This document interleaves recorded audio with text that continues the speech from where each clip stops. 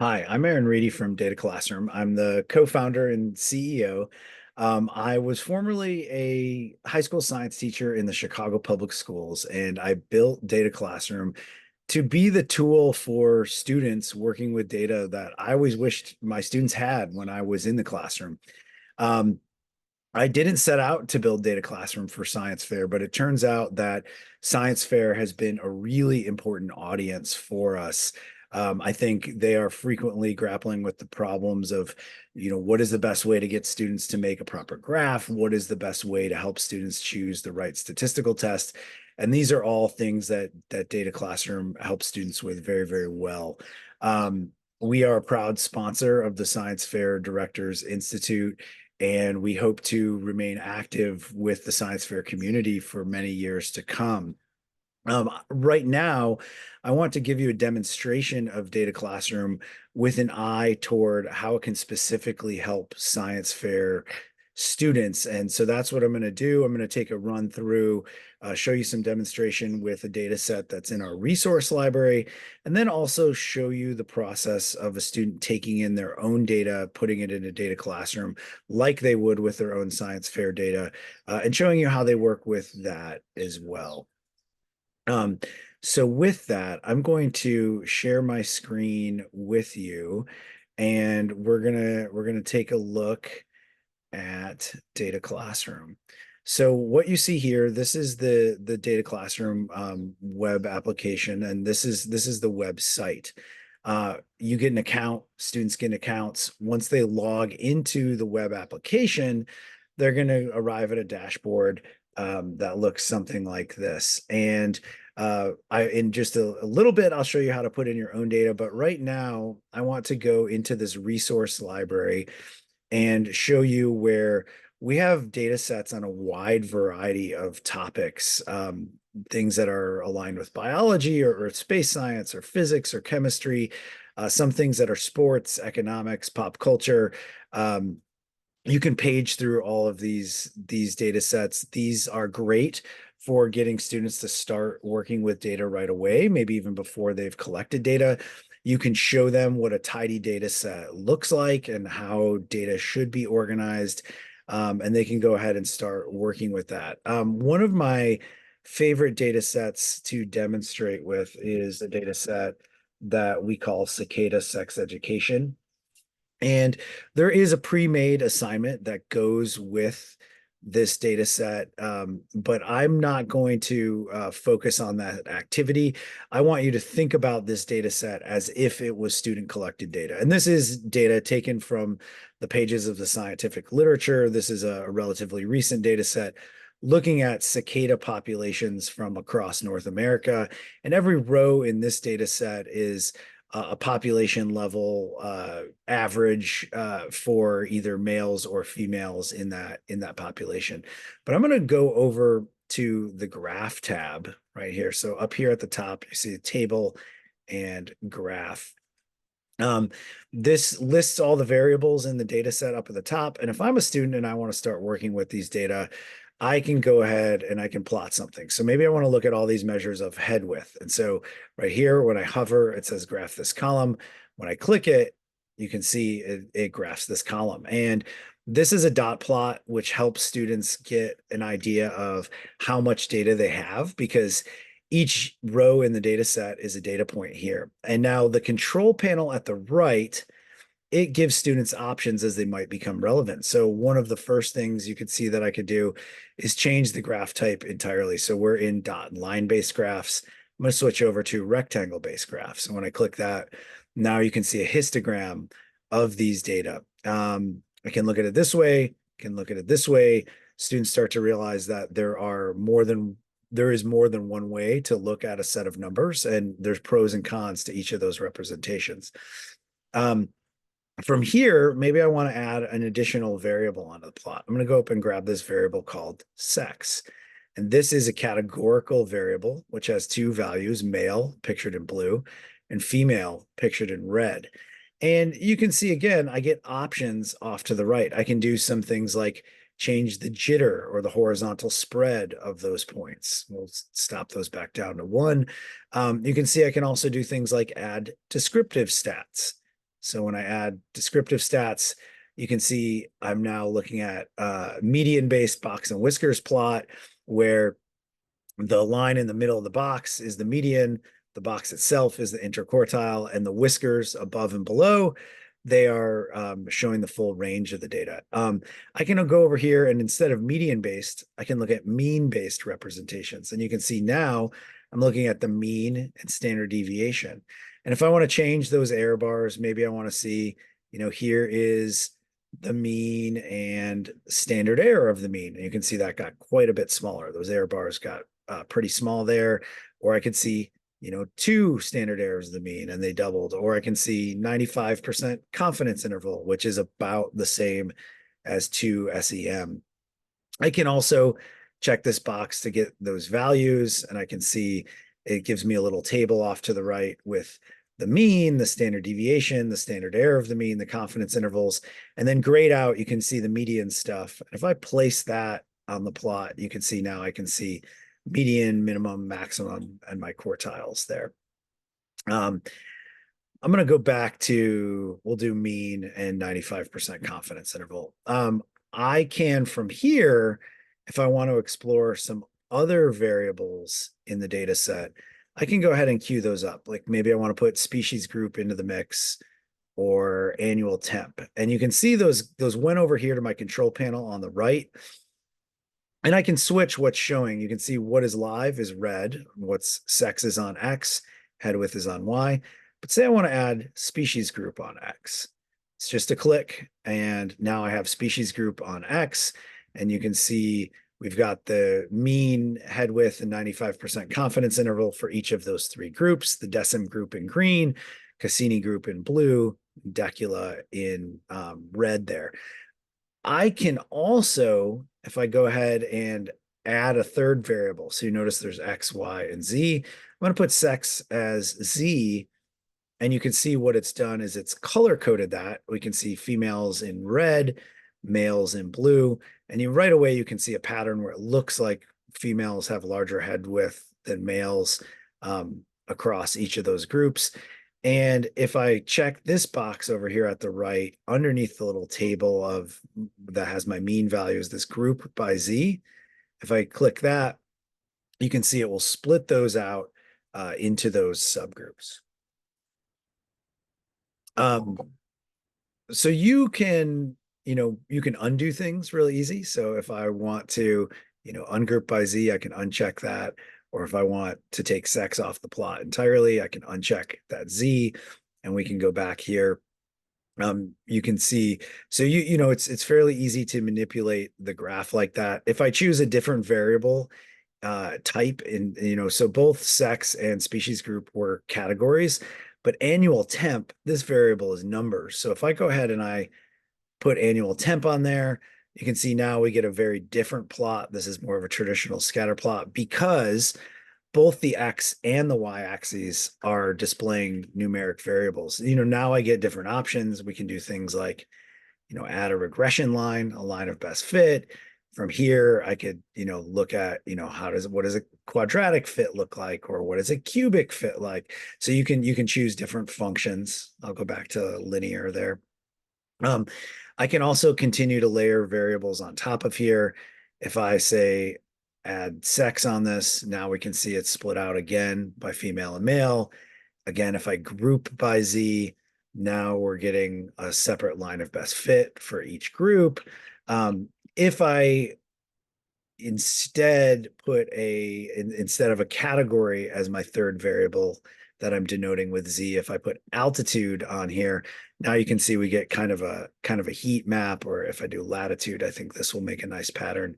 If I do that, you can see how that heat map, which is overlaying values, high values are light colors there, and low values are dark colors. So you have a lot of flexibility for how you make these graphs look. Beyond that, you can even go into the appearance menu here.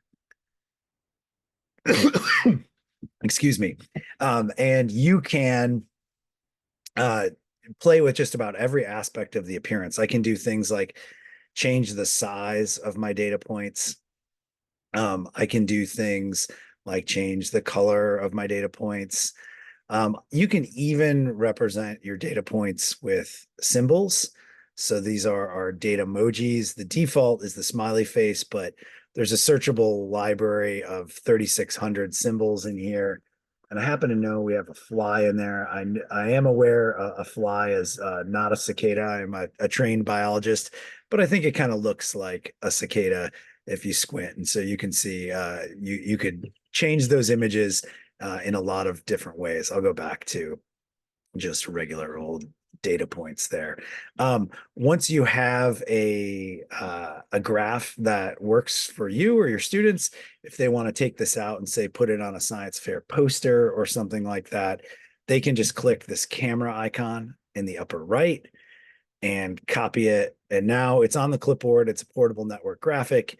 If I go to a window that I'm working in, like say this, it can be Google Slide, it can be Microsoft, it can be PowerPoint, whatever. But if I just paste it, now I've got the graph in there. I can resize the image.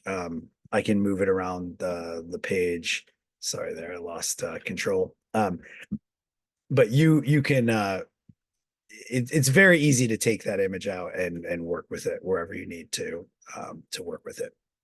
So that is the basics of graphing. And now the next thing I want to show you, and I know this is of big interest to the science fair audience in general, is how do you support students in choosing the right statistical test? And we take the perspective of we want students to graph an illustration of their question. And so, if their question is there a relationship between annual temperature and head width? This is the graph that illustrates that, right? And so this button over here that I'm hovering on, this is the graph-driven hypothesis test. And when I click this, it takes a look at the graph that the student has made. And it says, based on that graph and that type of data, you have a numeric variable on X, a numeric variable on Y. We think this looks like linear regression data. And when you go to click calculate, you get this pop-up that explains, why are you doing this test? Why are you doing a linear regression? When should you use it? And I think this statement of when should you use it is particularly important for when a science fair judge says, hey, I see you did a linear regression here. And if the kid can say, and they say, why did you do a linear regression? If the kid can say something like, well, I used this test because I was testing for a relationship between two numeric variables that I had, which were head width and annual temperature. If you can say that, that is the perfect knowledge to, let the judge know, well, I've thought about this. I've chosen this test for this reason. There's a little bit of explanation about how does it work. To be honest, I think that's information that you're probably not going to get into during like a judging session for a science fair poster. But this is important. It's important that students understand, why they are doing this test and why it's a fit for that situation. When they click this calculate button here, they'll go ahead and get their output, things like their probability value. In this case, the p-value is 0.01. This means extremely strong confidence there's a relationship. They can click this explainer to help frame that question, and that's what's in the blue box. They can see where their p-value falls on this number line. They can play with the parameter space and see as you move it to the right, you get into no evidence territory. And as you move it to the left, your confidence increases. And this like sort of green tip on the left is below 0.05, the threshold for strong confidence in the scientific world. To give you a full picture of how this works, if I say make a very different kind of graph, right? Like say I make a graph like this. Well, now this is a different question. Instead of a relationship between temp and head width, this is saying, this is a comparing groups question, right? This is looking at, is there a difference in head width across these three species groups? And if I go to graph-driven test again, it's no longer recommending linear regression, but now it's saying you should do an ANOVA. This is analysis of variance. When you click calculate, it lets you know, hey, this is the one I want to use when I'm testing for a difference in the average value of a numeric variable with three or more different groups. And that's exactly what we're doing here. You can click calculate.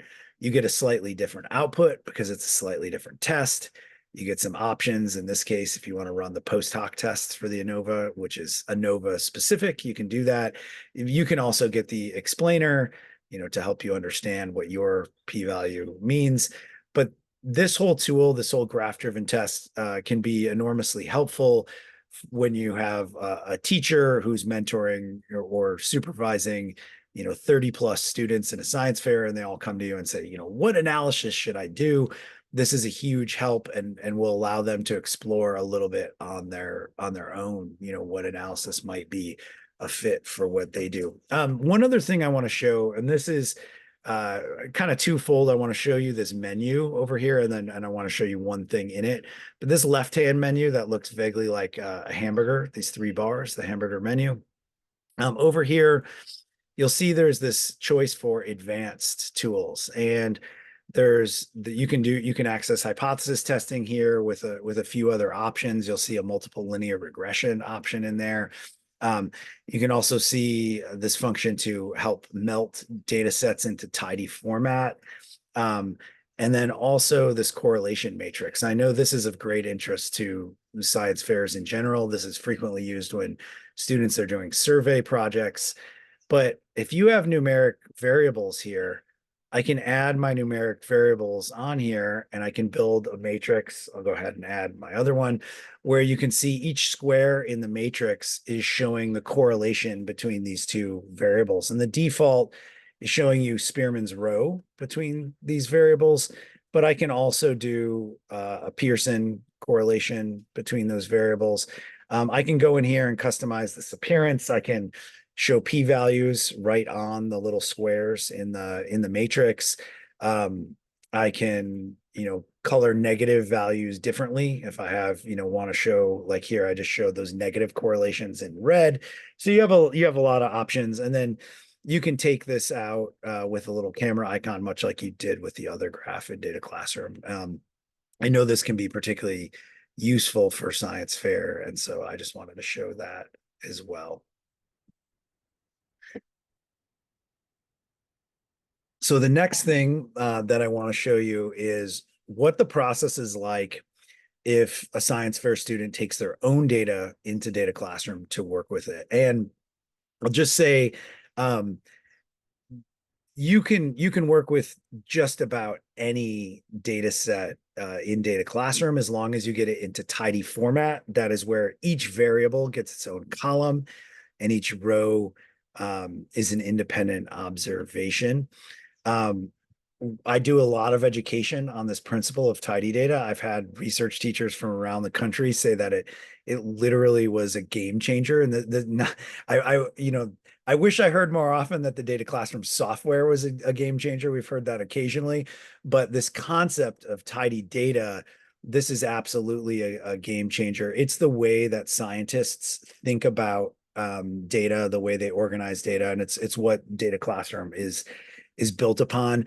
I'm not going to dive into that too much, but if you're interested in some tidy data education, please feel free to reach out to us. We do PD on that, and we also have a number of resources online. But I'm going to share screen with you again and walk you through the process of bringing in a student data set to DataClassroom. So just give me 1 second, and we're gonna go through that process of bringing in data. So here we go, screen share, and we are now at the dashboard in DataClassroom again. And anytime if you want to jump back to the dashboard, underneath your name in the upper right, if you see the little house icon, it will always take you back here. And I'm going to go down here to this import a data set from your own data. And I'm going to click the green import button. And you can bring in data from a variety of sources. You can bring in data from a Google Drive. You can bring in data from a spreadsheet that's on your computer, like an Excel or a CSV. You can copy paste in data, and I'll show you that in a minute. You can even make a blank data table and populate it yourself. So let me go to a data set. So this is an actual science fair data set from a student that I worked with, actually a New Jersey student. And you see what I did? I just dragged my cursor over this. I'm just going to copy this. So again, I can bring in this whole sheet, but I'm just going to show you the copy paste because it's fast.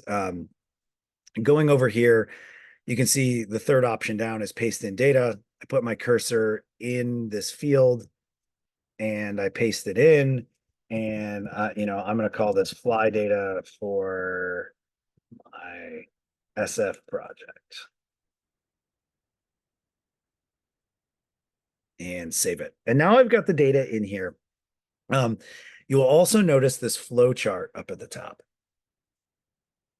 This is a guide for helping your students through the process of working with their data. You can see the import is done, but there's also this preparation phase. So I'm going to go in here and see what it's asking for. It's asking me to do two things.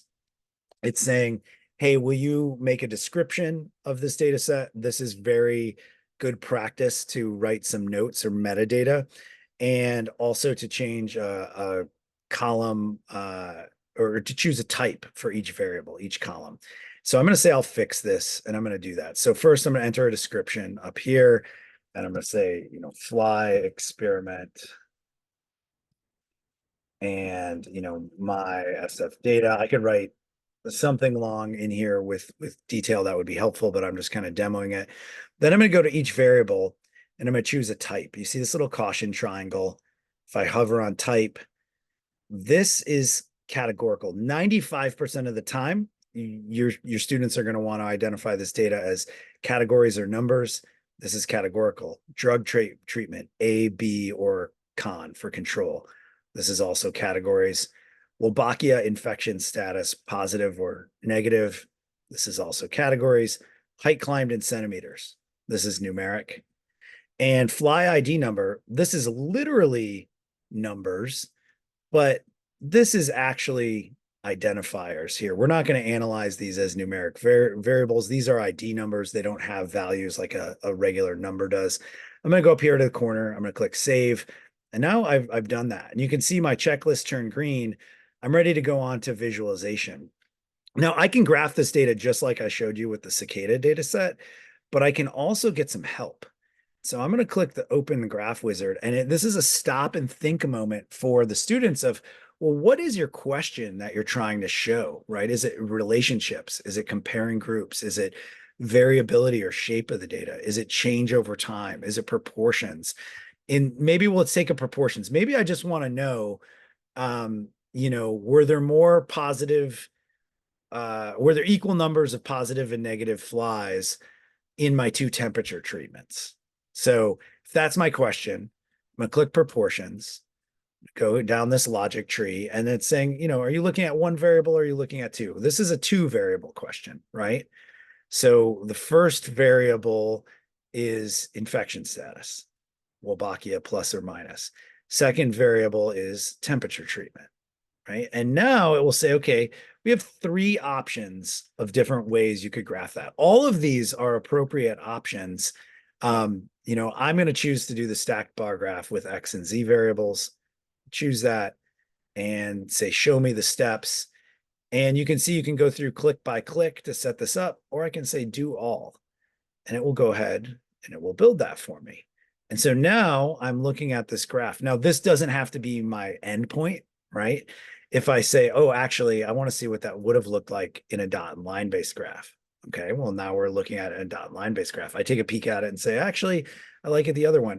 But what if I wanted to turn that y-axis into percentages instead of raw numbers? Well, I can go into the appearance number and I can say stack it as a proportion. And now you can see we've got percentages on the y-axis. So you can continue to make changes here. But I just wanted to show you the graph wizard, that support is there. There's nothing stopping a student from jumping straight to this graph tab and making a graph there. But I wanted to show you those supports built in there.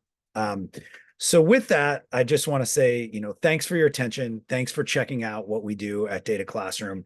It is my hope we can be a huge help to your school district, to your science fair program, or to your organization.